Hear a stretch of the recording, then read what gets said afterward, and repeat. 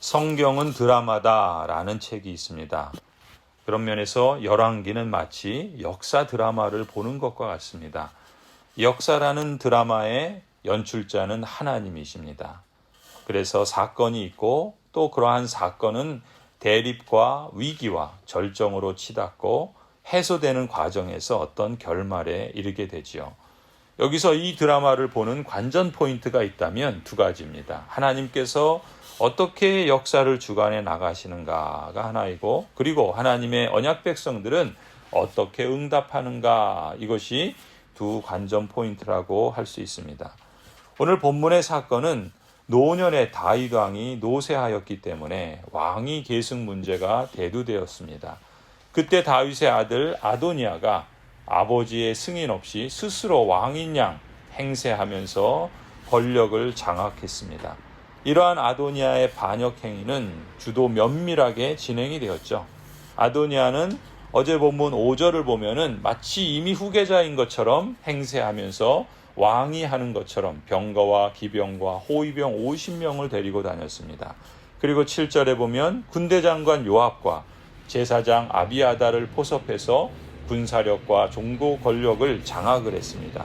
그리고 9절에 보면 엔로겔 근방에서 성대한 잔치를 베풀고 형제들인 여러 왕자들과 왕의 신하들을 초청해서 마치 왕의 대관식을 거행하는 것처럼 그렇게 보였습니다. 그리고 10절에 이 대관식을 철저하게 자신의 추종 세력을 중심으로 진행하고 정적으로 볼 수 있는 솔로몬의 추종 세력들은 초청하지 않았습니다. 이처럼 주도 면밀한 준비를 통해서 아도니아가 스스로 왕이 되고자 하는 이러한 모략이 거의 성공하는 것처럼 보였습니다.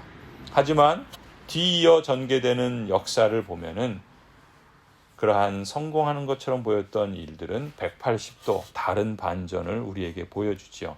사건의 결말은 스스로 왕이 되고자 했던 아도니아의 모략은 실패로 돌아가고 그는 비참한 최후를 맞이하게 됩니다.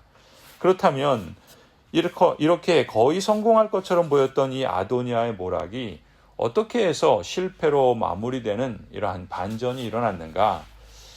역사는 모든 일의 주인이 사람의 계획과 수고에 있는 것이 아니라 하나님의 뜻과 인도하심에 있음을 우리에게 여실히 증명해 주는 사건이라고 볼 수 있습니다. 잠언 16장 9절에 이렇게 말씀합니다. 사람이 마음으로 자기의 앞길을 계획하지만 그 발걸음을 인도하시는 분은 주님이시다. 또 시편 127편 1절 2절에 이렇게 말씀합니다. 주님께서 집을 세우지 아니하시면 집을 세우는 사람의 수고가 헛되며 주님께서 성을 지키지 아니하시면 파수꾼의 깨어있음이 헛된 일이다. 일찍 일어나고 늦게 눕는 것, 먹고 살려고 애써 수고하는 모든 일이 헛된 일이다. 진실로 주님께서는 사랑하시는 사람에게는 그가 잠을 자는 동안에도 복을 주신다. 그렇습니다. 지금 거의 성공할 것처럼 보였던 이 아도니아의 모략이 왜 실패로 마무리되었는가? 우리는 먼저 같은 사건과 연관된 역대상 22장 9절 10절을 볼 필요가 있습니다. 거기에 보면은 하나님께서 다윗에게 언약해 주셨던 말씀이 있어요. 보아라, 너에게 한 아들이 태어날 것인데 그는 평안을 누리는 사람이 될 것이다. 내가 사방에 있는 그의 모든 적으로부터 평안을 누리도록 해주겠다. 그러므로 그의 이름을 솔로몬이라 지어라. 그가 사는 날 동안 내가 이스라엘에 평화와 안정을 줄 것이다. 그가 내 이름을 위하여 성전을 건축할 것이다. 그는 내 아들이 되고 나는 그의 아버지가 되어 이스라엘을 다스리는 그의 왕위가 영원히 흔들리지 않고 튼튼히 서게 해줄 것이다. 하나님께서 다윗에게 이미 이런 약속의 말씀을 언약해 주신 것이죠. 하나님의 뜻과 계획은 언약의 말씀을 따라서 이미 계시되어 있었던 거예요. 그러니까 하나님께서 약속해 주신 언약을 따라서 신실하고 성실하게 하나님은 친히 이루시는 언약의 하나님이시잖아요. 따라서 사람이 아무리 치밀한 계획을 세우고 사람들의 힘을 그리고 인기를 이용해서 자기의 모략을 이루고자 할지라도 하나님께서 함께 하시지 않으면, 하나님이 기뻐하시는 뜻이 아니면 그 일은 이루어질 수가 없는 것입니다. 반대로 지금 상황이 아무리 어려워 보여도, 그래서 위기 가운데 있을지라도 하나님의 뜻과 언약의 말씀 위에 서 있는 사람은 하나님께서 친히 이루어 주십니다. 그것이 하나님께서 역사를 주관하시는 방식인 거예요. 다윗에게 언약해 주신 하나님의 말씀에 따르면 하나님의 약속은 아도니아가 아니라 솔로몬을 통해서 이루어진다 말씀하셨습니다. 하나님께서 솔로몬을 통해 평화와 안정을 주실 것이다 약속하셨습니다.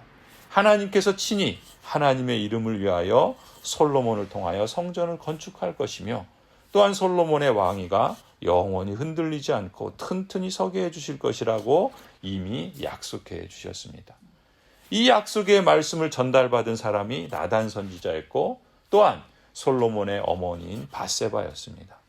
그래서 이 나단 선지자와 밧세바는 비록 당시의 상황이 너무나도 긴박하게 흘러가는 위기 상황이었고, 그래서 아도니아가 이미 왕권을 다 장악한 것처럼 보이는 그런 상황에 흔들릴 수 있었지만, 그러나 거기에 흔들리지 않고 하나님의 약속의 말씀 위에 서서 자신들이 해야 할 일을 지혜롭고 용기 있게 대처해 가는 것을 우리는 주목해야 합니다.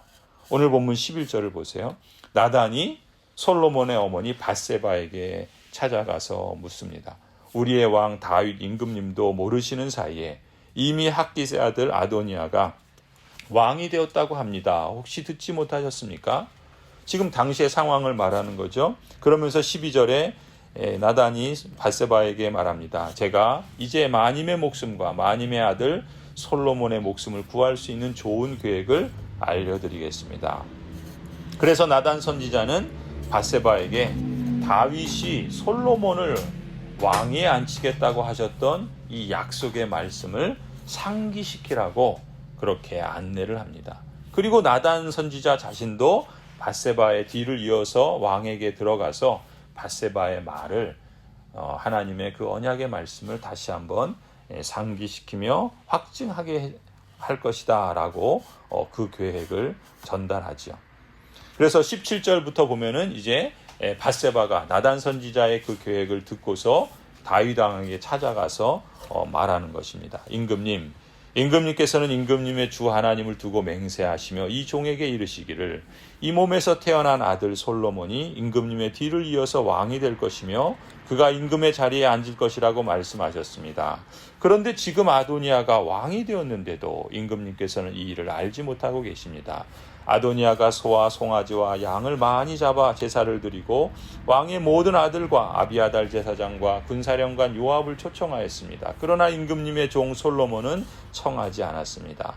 임금님께서는 통촉하시기 바랍니다. 온 이스라엘 사람이 임금님을 주시하고 있고 임금님의 뒤를 이어서 임금의 자리에 앉을 사람이 누구인지를 임금님께서 알려주시기를 고대하고 있습니다. 그렇게 하지 않으시면 임금님께서 돌아가셔서 조상과 함께 누우실 때 나와 솔로몬은 반역자가 될 것입니다. 밧세바가 다윗 왕에게 이렇게 말을 하죠. 그리고 이제 그런 말을 할 때 22절에 보면은 나단 선지자가 이제 다윗에게 찾아가죠. 22절 이렇게 밧세바가 왕과 함께 다윗 왕과 함께 말을 나누고 있을 때 예언자 나단이 이제 다윗 왕에게 들어갑니다. 그래서 24절 보면은 나단이 다윗 왕에게 말하는 내용이에요. 임금님께 여쭙니다. 아도니아가 왕이 되어서 임금님의 뒤를 이어 임금의 자리에 앉을 것이라고 말씀하신 적이 있으십니까? 아도니아가 오늘 내려가서 소와 송아지와 양을 많이 잡아서 제사를 드리고 모든 왕자와 군사령관과 아비아달 제사장을 초청하였습니다. 그들은 아도니아 앞에서 먹고 마시고는 아도니아 임금님 만세를 외쳤습니다. 그러나 임금님의 종인 저와 사독 제사장과 여호야의 아들 군대장관 분야야와 임금님의 종 솔로몬은 초청하지 않았습니다. 이 일이 임금님께서 하신 일이라면 임금님의 뒤를 이어서 임금의 자리에 앉을 사람이 누구인지를 임금님의 종인 저에게만은 알려주실 수 있었을 것입니다. 이렇게 말을 하죠. 우리가 이 사건을 통해서, 특히 이 사건의 역사를 통해서 주목할 점이 무엇인가? 하나님의 약속보다 앞서는 것은 없습니다. 역사는 하나님이 주관하신다는 사실입니다. 아도니아의 계획과 실천은 망합니다. 나단의 계획과 실천은 승하게 됩니다. 여러분, 그 차이가 어디에 있겠습니까? 당시 상황만 보면 아도니아가 이기는 것처럼 보였습니다. 나단은 이제 위기 상황에 몰렸고 망할 것처럼 보였습니다.